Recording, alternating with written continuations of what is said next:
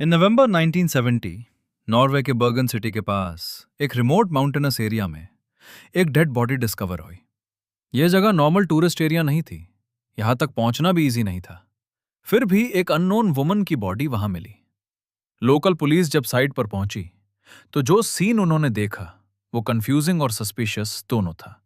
Body valley के बीच में थी और सराउंडिंग एनवायरनमेंट ऐसा लग रहा था जैसे वो वहां डिलिबरेटली पहुंची हो या किसी ने उससे वहां छोड़ा हो। उस वुमन के पास कोई आइडेंटिफिकेशन डॉक्यूमेंट्स नहीं मिले, न पासपोर्ट, न वॉलेट, न कोई पर्सनल आइडेंटिटी प्रूफ। जैसे उसने अपनी आइडेंटिटी को कंप्लीटली इरेज कर दिया हो। पुलिस ने इन्वेस्टिगेशन स्टार्ट की और स्लोली क्लूज गैदर होने लगे। होटल रिकॉर्ड्स चेक किए गए और वहां से एक स्ट्रेंज पैटर्न सामने आया। वो वुमन डिफरेंट होटल्स में स्टे करती थी, लेकिन हर जगह वो डिफरेंट नेम्स यूज करती थी। और सिर्फ नेम ही नहीं, वो अपना अपीयरेंस भी चेंज करती थी। कभी विग यूज करती, कभी हेयर स्टाइल डिफरेंट होता, जैसे वो किसी से आइडेंटिफाई नहीं होना चाहती हो। होटल स्टाफ ने भी रिपोर्ट किया कि वो क्वाइट थी, रिजर्व थी और ज्यादा किसी से इंटरैक्ट नहीं करती थी। उसकी मूवमेंट्स प्लान्ड लग रही थी, रैंडम नहीं। पुलिस ने उसके लगेज को ट्रेस किया, जहां उन्हें सूटकेसेस मिले जिनमें क्लोथ्स थे, पर्सनल आइटम्स थे। लेकिन एक इंटरेस्टिंग डिटेल सामने आई। क्लोथिंग लेबल्स केयरफुली रिमूव किए गए थे, जैसे कोई इंटेंशनली ओनरशिप ट्रेस रिमूव कर रहा हो। और यह बिहेवियर एक नॉर्मल टूरिस्ट या ट्रैवलर का नहीं लगता। जब फर्दर इन्वेस्टिगेशन हुई तो उसकी ट्रैवल हिस्ट्री भी इंटरेस्टिंग निकली। वो मल्टीपल यूरोपियन कंट्रीज ट्रैवल कर चुकी थी और हर जगह वो सेम पैटर्न फॉलो कर रही थी।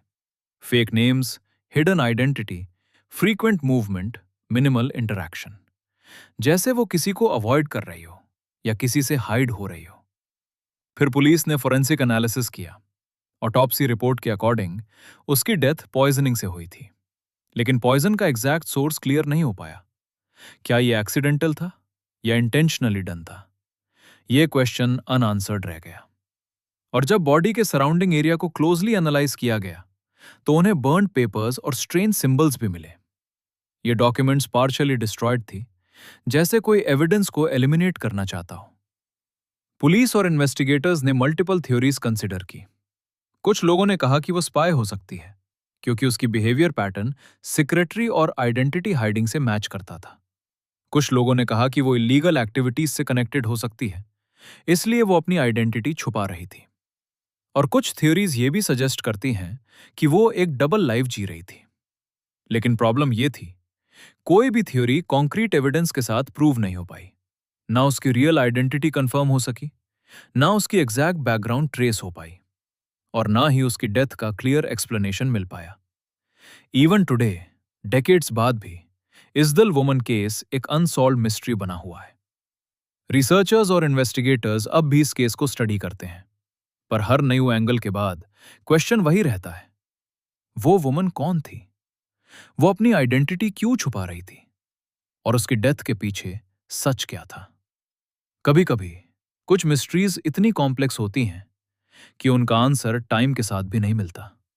और इस्दल वुमन का केस उन्हीं मिस्ट्रीज में से एक है, जो आज भी अनआंसर्ड है।